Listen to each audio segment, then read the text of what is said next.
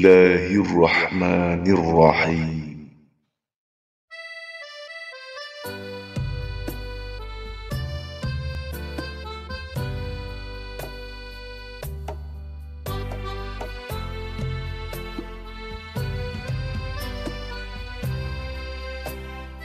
Pada tanggal 21 Juli 1947, Belanda melancarkan serangan terhadap Republik Indonesia yang telah merdeka dan berdaulat. Serangan ini dilakukan pada awal bulan puasa Ramadan tahun 1366 Hijriah. Kemungkinan Belanda memilih waktu tersebut karena mayoritas penduduk Indonesia adalah Muslim dan sedang melaksanakan ibadah puasa, sehingga dalam keadaan yang lebih rentan.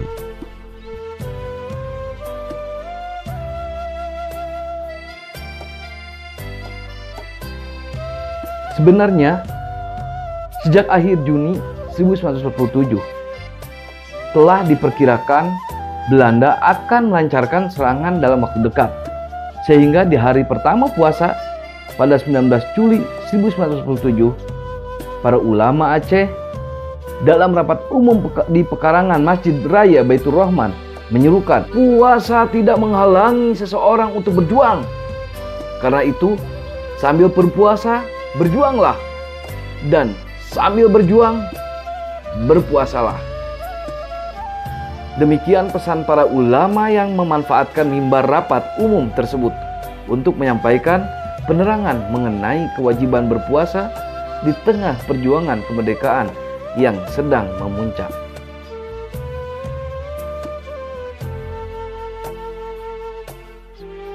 Presiden Aceh mengajak umat Islam untuk memanfaatkan ibadah puasa sebagai sarana untuk memperkuat iman dan semangat perjuangan.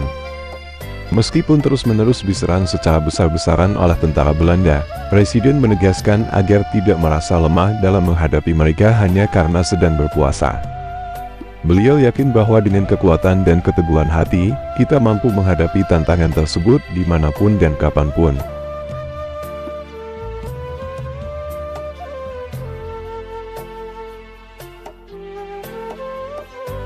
Kejayaan dan tragedi Panglima Tentara Belanda terakhir di Indonesia dalam agresi ini, Spur mengomando kekuatan tempur sebanyak 96.000 pasukan, 75.000 di Jawa, dan 21.000 di Sumatera.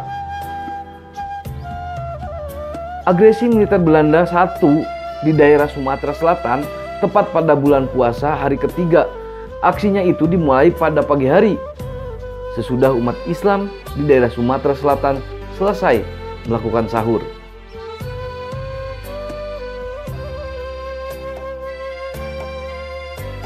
Menurut data Nevis, Dinas Intelijen Militer Belanda, pihak Republik dilaporkan memiliki kekuatan sebanyak 195.000 prajurit tersebar di Jawa dan Sumatera.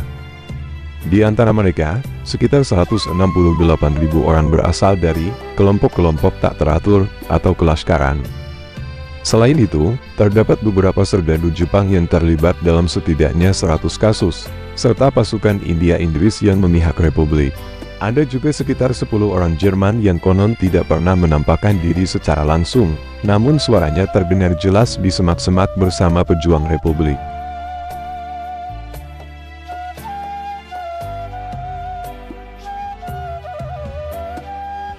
Dengan keunggulan peralatan berada, tank dan meriam pasukan itu menyerang dari darat, laut, dan udara. Spur ingin memanfaatkan sepenuhnya keunggulan angkatan bersenjata Belanda dan menyingkirkan TNI dengan ofensif dan kejutan yang dahsyat. Pertempuran jelas tak seimbang. Selama operasi, Belanda melakukan 1.039 penerbangan, pengintaian, mendukung artileri dalam mengarahkan penembakan, membombardir berbagai sasaran, mengedrop perbekalan, dan selebaran di Jawa dan Sumatera. Sementara itu, menurut Demur, aksi udara lebih lanjut dari Republik yang memiliki 28 pesawat yang dapat dioperasikan dan beberapa puluh lagi tidak dapat dioperasikan yang diambil alih dari Jepang tidak dilakukan selama agresi militer pertama. Pada 24 Juli, Spur memberikan konferensi pers yang pertama. Dia sesumbar mengenai kemenangan. Dia nyatakan antara lain bahwa TNI begitu cepat, hingga pasukan Belanda tidak dapat mengikuti tempo larinya.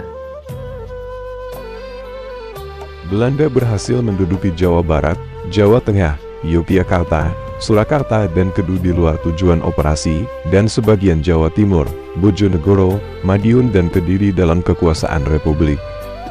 Belanda juga menguasai pantai timur Sumatera, pantai barat Sumatera, dan Palembang.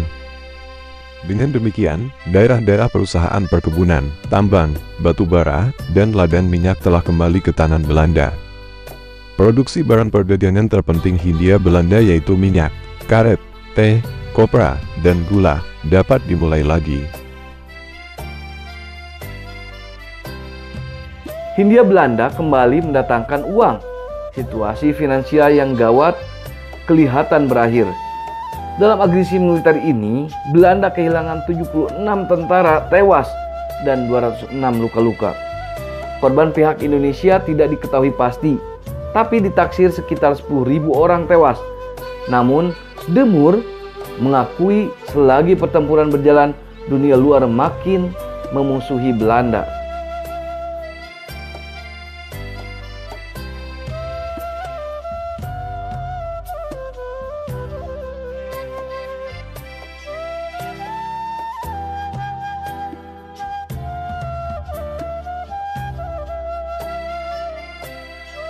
Perkembangan ini akan sangat mempengaruhi dan bahkan menentukan jalannya perang, dan juga perkembangan diplomatik. Dewan Keamanan PBB menerima resolusi Australia, bekas sekutu pada masa perang yang sekarang menentang Belanda, menyerukan penghentian segera permusuhan dan diakhirinya konflik dengan cara damai.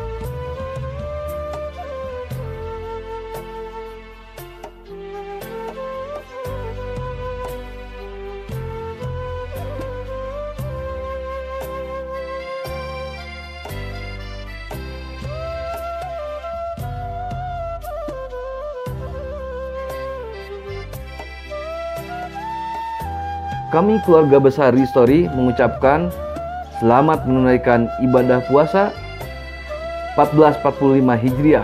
Semoga Ramadan di tahun ini menjadikan Ramadan yang inspirasi dan membangun karakter untuk memperkuat ukhuwah Islamnya.